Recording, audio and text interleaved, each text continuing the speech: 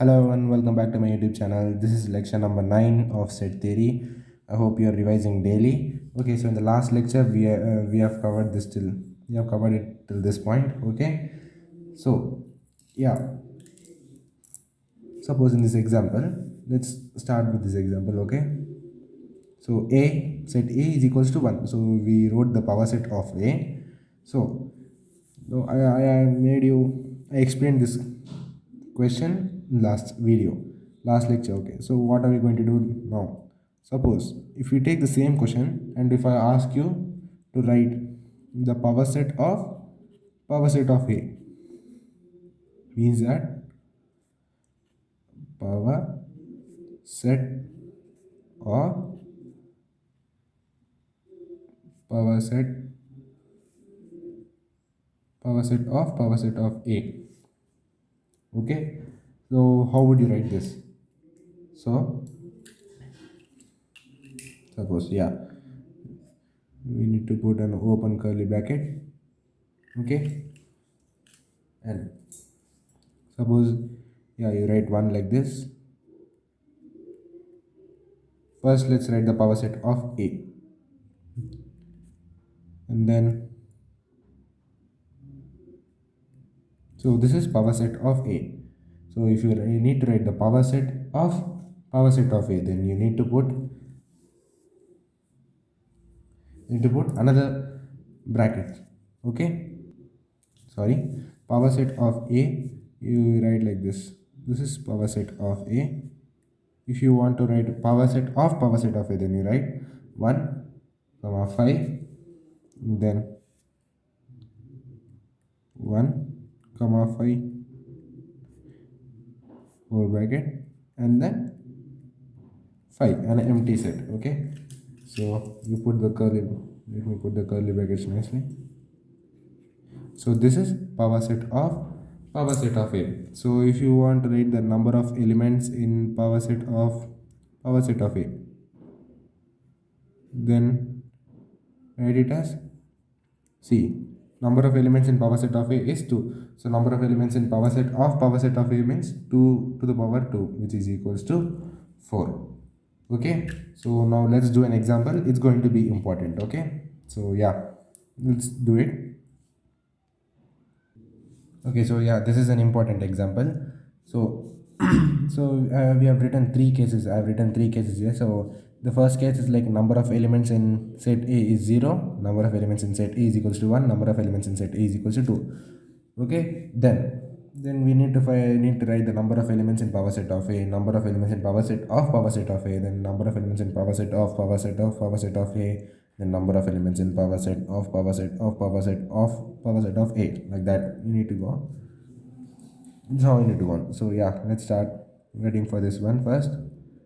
So if number of elements in power set of A is equals to 0, then according to this formula, you need to revise daily, then only you will be able to revise, then only you will be able to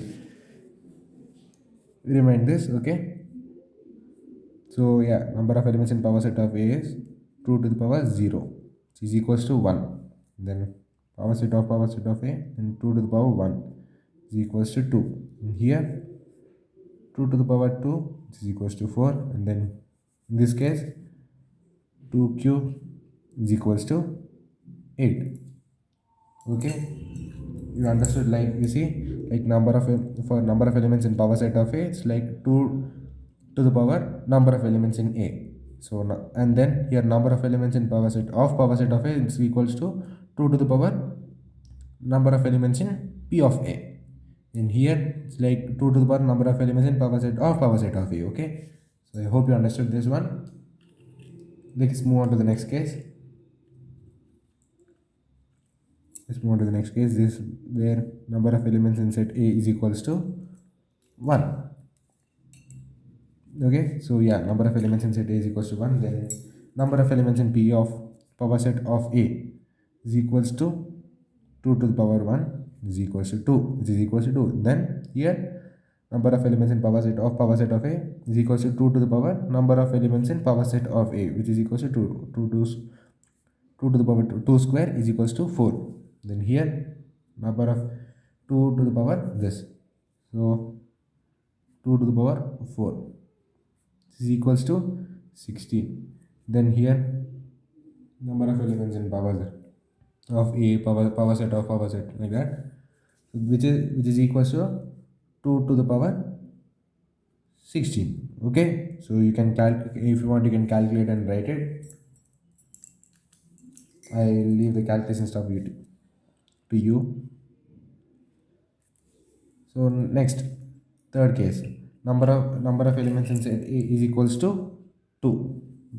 Then, so number of elements in power set of A is equals to 2 to the power number of elements in set A, 2 square 4, then 2 to the power 4, 16. Then here number of elements in power set of A, 2 to the power 4 equals to 16, and then number of elements in this case 2 to the power 16. Then in this case it's whatever I get this answer, so I'll write it as 2 to the power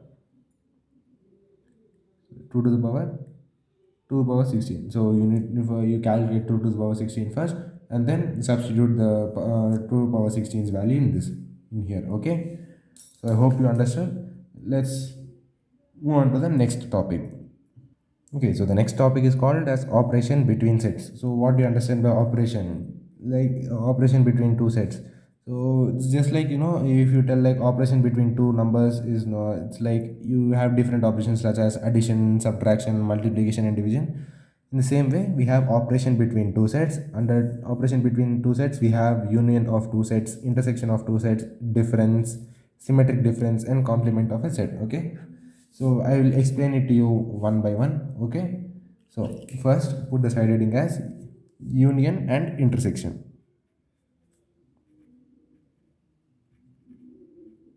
Union and intersection.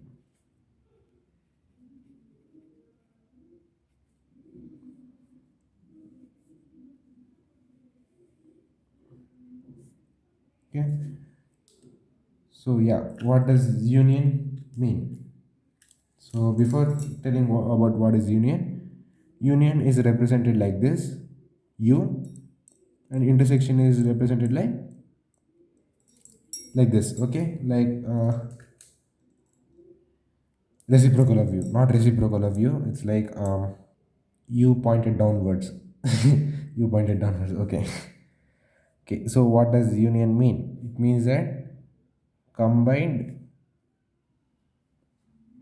part of two sets. Combined part of two sets. And what about intersection? Tells us that intersection means common part of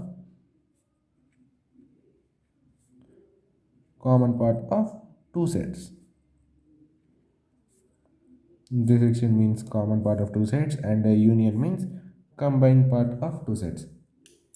Okay, now I know that you didn't understand that much. I'll explain it to you with example so that it will become more clear for you. Example: suppose I give set A as 1, 2, 3, and 4, and set B is equals to 2, 5, 6, 3. So if I ask you to write what is A union B and A intersection B. So according to the definition, like A union B means combined part of two sets. So combined part of two sets, what do you understand? Like you need to combine this both and write. Yeah, it's absolutely like that only. If you combine and write, then you get, if you combine these both sets and write, then we get 1, 2. There's one more 2 here. The repetition of elements in the sets is not allowed. So 1, 2, 3, 4. You need to include these two elements also, 5 and 6. So yeah, you're combining. So 1, 2, 3, 4, 5 and 6. I'm not writing 2 and 3 again because repetition of elements is not allowed. Then what about A intersection B? A intersection B is common part of two sets. Common part, see what is common in both of the sets. I see 2 and 3 are common. So A intersection B is equals to 2 comma 3. Okay, so that's how simple it is. Okay, let's do one more example. Here, set A is equals to 2 comma 3 and set B is equals to 1 comma 4 comma 5. Okay, so A union B, combined part of these two sets. So we'll write it as 1, 2, 3, 4, 5. Remember that order doesn't matter, so you can also write as 2 comma 3 comma 1 comma 4 comma 5, or 1 comma 4 comma 5, or 2 comma 3, or like this also, any way you want. Okay, but the elements which you write here should belong in these both also. And next one, A intersection B, see which is common here. I don't see anything common, so I will write it as empty set. It is a null set because there is nothing common in these two. In these two sets, there is nothing common. So I can write it either like this, or I can write it simple as 5. Okay. So yeah, let's write a note. Okay, it's an important note.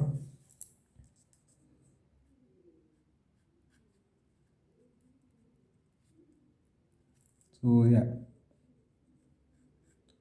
just make a cloud like this and write the note that if A intersection B is equals to 5, if A intersection B is equals to 5,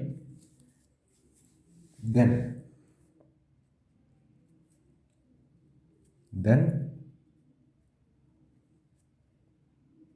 A and B are called as, then A and B are called as disjoint sets.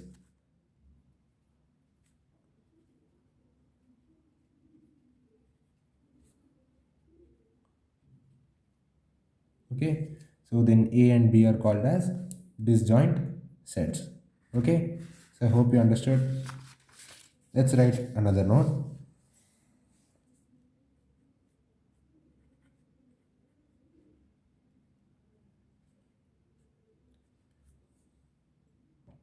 In the next note, see, if A union B can also be written as B union A. A union B is equals to B union A. And the same way, A intersection B is equals to B intersection A. So can I write this as, this is called commutative law. I hope you know what commutative law is. Just like A into B is equals to B into A. Okay, so that's what we are writing here. A union B is equals to B union A, and A intersection B is equals to B intersection A. Next, A union B union C is, you can also write this as A union B bracket and then union C. The same way like this, A intersection B intersection C. We can also write this as A intersection B intersection C. Okay, so we call this as associative law.